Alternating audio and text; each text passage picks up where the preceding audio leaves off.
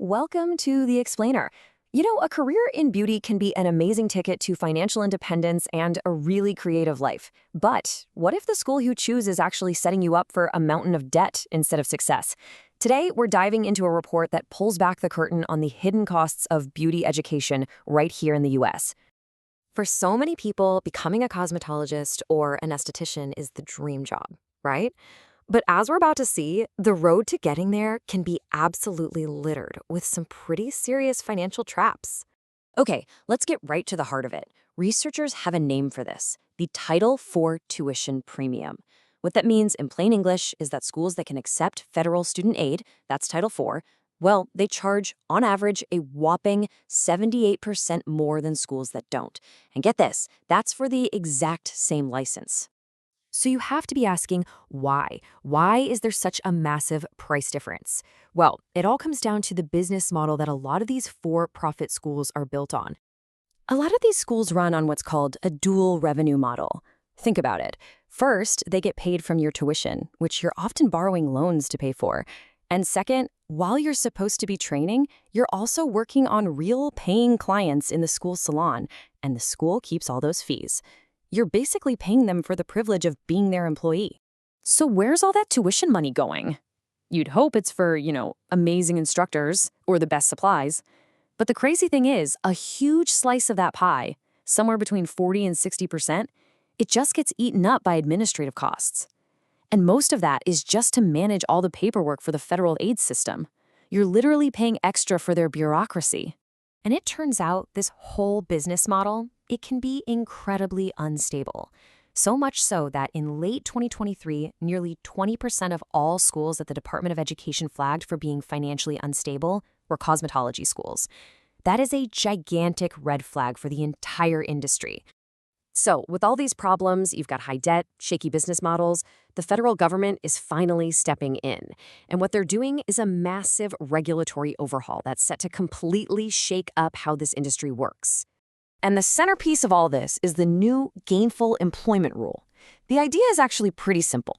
It ties a school's ability to get taxpayer-funded student aid directly to how well its graduates do in the real world. So if students can't earn enough to pay back their loans, the school gets cut off from the money. To prove they're worth the investment, these programs now have to pass two big tests. First is the debt-to-earnings test. Basically, can graduates actually afford to make their loan payments? And then there's the second one, the earnings premium test, which asks a really fundamental question. Are your graduates making more money than someone in their state who just has a high school diploma? And this, right here, this is the bombshell.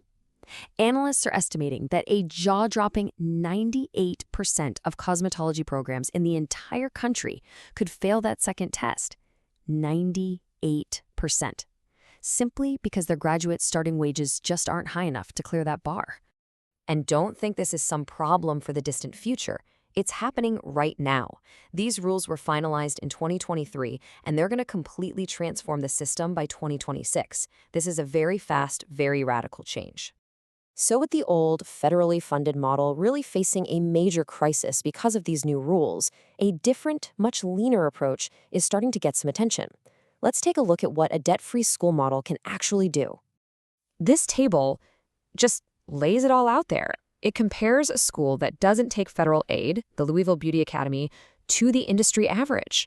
I mean, just by deciding to opt out of that whole complex federal system, the difference in tuition it's just wild. So let's just focus on a full cosmetology program.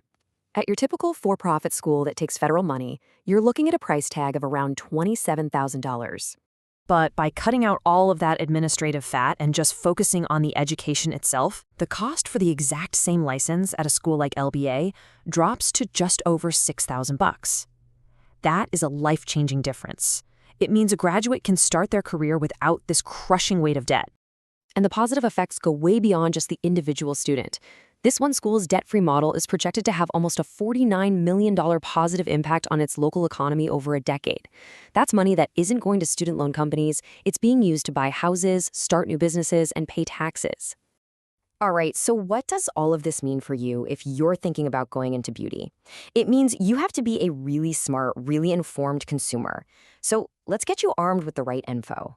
Your number one line of defense is the paperwork you sign.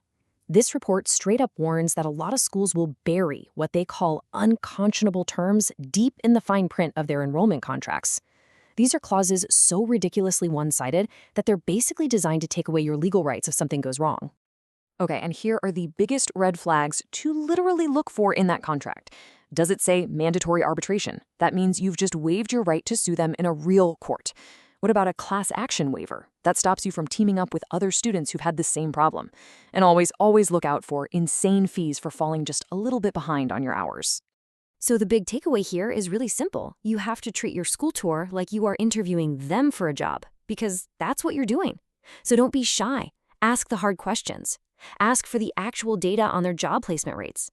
Ask what kind of real-world experience the instructors have and how often they're updating what they teach.